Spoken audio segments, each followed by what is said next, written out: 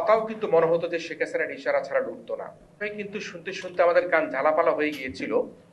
সেটি হয়েছিল, বলা হতো শেখ হাসিনা যতদিন বেঁচে থাকবেন ততদিন নাকি তিনি রাষ্ট্র ক্ষমতায় থাকবেন, তিনি সরকার প্রধান থাকবেন, তিনি প্রধানমন্ত্রী থাকবেন। এবং সেই বয়ান কিন্তু একসময় আওয়ামী লীগের এমপি মন্ত্রী তারা কিন্তু সেটা দিত, এবং খানিকটা কিন্তু জনগণ কিন্তু সেভাবে তাকে বিশ্বাস করতে বাধ্য হতো। তারা মনে করতো যে শেখ হাসিনা যতদিন বেঁচে থাকবেন, বায়োলজিক্যালি তার যদি মৃত্যু না হয়, তার সেই দিন পর্যন্ত তিনি দেশের ক্ষমতা থাকবেন, সরকার প্রধান থাকবেন। কিন্তু জুলাই অভ্যুত্থানের মধ্যে দিয়ে ছাত্র জনতার বিপ্লবে, ছাত্র জনতার আন্দোলনের মুখে শেখ হাসিনার পতন ঘটেছে। নতুন সরকার গঠিত হয়েছে।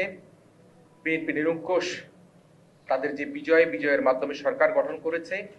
মাননীয় প্রধানমন্ত্রী হিসেবে জনাব তারেক রহমান দায়িত্ব গ্রহণ করেছেন।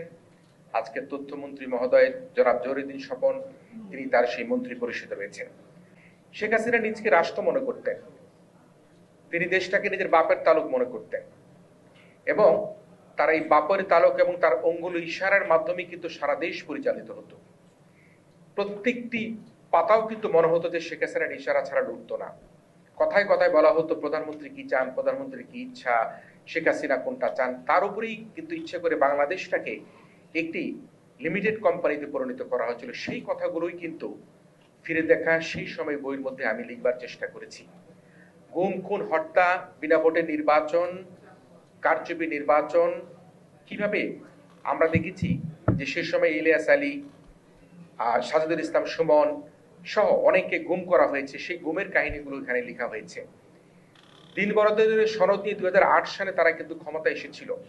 2008 সালে ক্ষমতা আসার পরে আমরা দেখেছি খালে বিলে প্রচুর মানুষের লাশ, মানুষের হাত পা মাথা পড়েছিল, ক্রস ফায়ারে মানুষকে হত্যা করা হয়েছিল।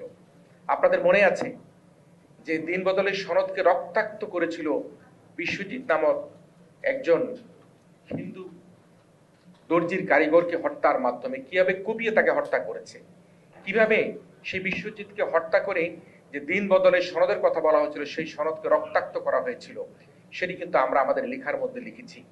আমি লিখেছি আমার লেখার মধ্যে যে চেয়ারম্যানের ভোট ওপেনে, মেম্বারের ভোট গোপনে। মনে আছে আপনাদের যে সেই সময় যে বলা হলো যে প্রতীকী নির্বাচন হবে, সে নির্বাচনে ওপেন করে বলা হলো যে যেহেতু প্রতীকী নির্বাচন হবে, নৌকা মার্কার নির্বাচন, চেয়ারম্যানরা নৌকা মার্কায় দাঁড়িয়েছে, সুতরাং সেই চেয়ারম্যানের ভোটটা ওপেনে সবার সামনে মেরে দিতে হবে।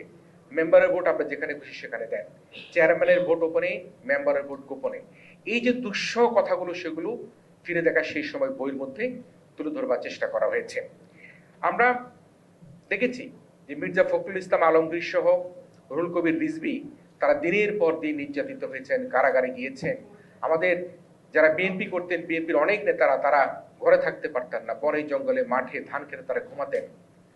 মির্জা ফখরুল ইসলাম আলমগীরের মতো একজন সজ্জন ব্যক্তি, প্রেস ক্লাব, আমার মনে আছে প্রেস ক্লাবের নেতৃবৃন্দ, সাংবাদিক বন্ধুরা এখানে আছেন, আমি কাউকে অ্যাড্রেস করিনি, কিভাবে তাকে সেখান থেকে ধরে নিয়ে যাওয়া হয়েছিল সেগুলো কিন্তু এই বইয়ের মধ্যে লেখা আছে। আমরা আশা করব এই দেশটাতে তার কোনো কারণে কারাগারে পরিণত না হয়, এই দেশটাতে যাতে তার কোনোভাবে দুঃশাসন ফিরে না আসে, এই দেশে যাতে গুম খুন হত্যার রাজনীতি না হয়, এই দেশে যদি মরহুমা বেগম খালেদা জিয়া প্রতিহিংসার রাজনীতি বিশ্বাস করতে না, সেই প্রতিহিংসার রাজনীতি না থাকে। আমরা মনে করতে চাই যে বাংলাদেশের যিনি এখন প্রধানমন্ত্রীর দায়িত্ব গ্রহণ করেছেন, তিনি মানুষকে ক্ষমা করে দেবার মতন সবচেয়ে বড় যে যোগ্যতা সেটা তিনি অর্জন করতে পেরেছেন ইতিমধ্যেই। তিনি তার মায়ের মতো, তার বাবার মতো সে রাজনীতির আদর্শে তিনি উদ্ভাসিত হচ্ছেন। প্রতিহিংসার রাজনীতির দিকে তিনি কখনো যাচ্ছেন না।